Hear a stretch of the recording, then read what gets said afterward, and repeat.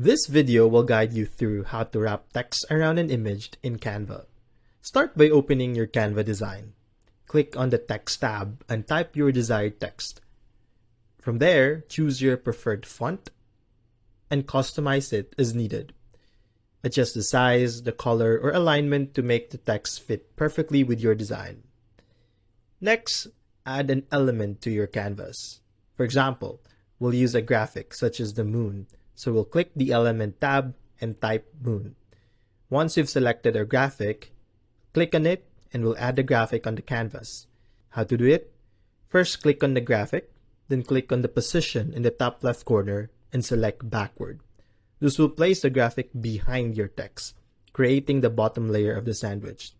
After that, copy the graphic again and paste it in front of the text.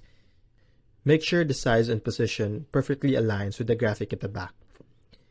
Now, click the graphic in the front and then crop it. Click crop and make sure to crop the front layer of the image so that it perfectly covers the text, leaving the rest of the image behind the text intact.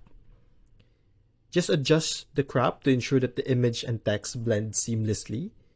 With this technique, it's like your text is sandwiched between two layers of the image, giving your design a dynamic and creative effect.